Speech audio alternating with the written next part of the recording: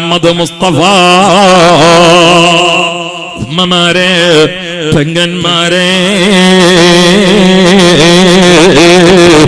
ഇതേ ഉഹദിന്റെ രണാങ്കണത്തിലല്ലേ പ്രിയപ്പെട്ട ഒരു സഹാബിയത്തായ വനിത കയറി വരികയാണ്.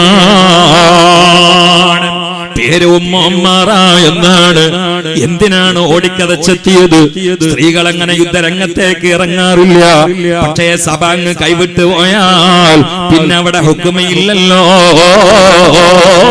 സഹാബാക്കളിൽ പലരും പതറി ഓടിയതാണ്. മുസ്തഫ നബിയെ വധിക്കപ്പെട്ടു എന്ന കിംവദന്തി കേട്ടപ്പോൾ അത് ശരിയാണെന്ന നിലയിൽ റസൂലുള്ളാഹിക്ക് ഖൽബ് സമർപ്പിച്ച സഹാബാക്കൾ കളം വിട്ട് ഓടിയപ്പോൾ ശത്രു വിഭാഗം മുസ്തഫ നബിയുടെ ശറഫാക്കപ്പെട്ട ശരീരം ലക്ഷ്യമാക്കി അമ്പുകൾ തൊയ്തു വിടുന്ന സമയത്ത് തൊടുത്തു വിടുന്ന അമ്പിന്റെ കുറ്റികളെ തലകൊണ്ട് ഹെഡ് ചെയ്യാ രംഗം പിടിച്ചടക്കിയത് ഒരു പെണ്ണൊരുത്തിയാണ്. പേര് ഉമ്മ അമ്മാറ റളിയല്ലാഹു തആല അൻഹാ.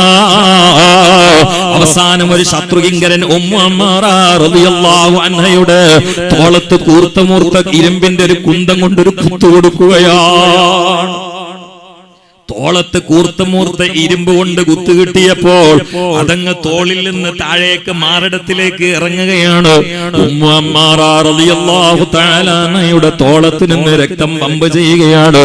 ആ മാതി അവിടെ അങ്ങ് ഇരിക്കുകയാണ്. അതേ സമയത്ത് ഉമ്മ അമ്മാറയുടെ പ്രിയപ്പെട്ട മകൻ റസൂലുള്ളാഹിന്റെ മുമ്പിൽ വന്നുകൊണ്ട് ചെസ്റ്റ് വിടർത്തിയിട്ട് ആ ചെസ്റ്റ് പരിചയാക്കിയിട്ട് റസൂലുള്ളാഹിന്റെ ശരീരത്തിലേക്ക് വരുന്ന കൂർത്തമൂർത്ത അമ്പിന്റെ കുറ്റികളെ തടുക്കുകയാണ്. അല്ലാ. ആ സമയത്ത് മുസ്തഫ നബി പറയുകയാണ്, മോനെ, തോളത്ത് അമ്പ് തറച്ചിട്ട് നിന്റെ ഉമ്മാതാ രക്തത്തിൽ കിടന്ന് കുളിച്ച് പിടയുകയാണ്.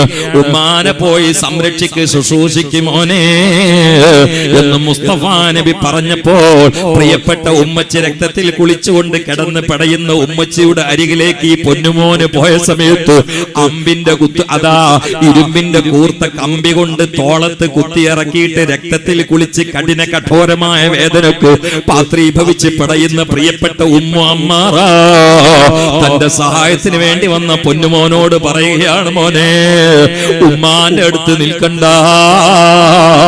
റസൂലുള്ളാഹിന്റെ ശരീരത്തിലേക്ക് ചീറിപ്പാനി വരുന്ന അമ്പിന്റെ കുറ്റികളെ തടുക്കടാ മോനെ. റസൂലുള്ളാഹിനെ ശത്രുക്കൾ ലക്ഷ്യം വെച്ചിട്ടുണ്ടടാ മോനെ. നീ നിൽക്കേണ്ടത് ഇവിടെയല്ല, റസൂലുള്ളാഹിന്റെ അടുത്താണ്. അന്നബിയു ഔലാ ബിൽ മുഅ്മിനീന മിൻ അൻഫുസിഹി. ഇത് അക്ഷരാർത്ഥത്തിൽ അന്വർത്ഥമായത് സഹാബാ ചരിത്രത്തിലാണ്.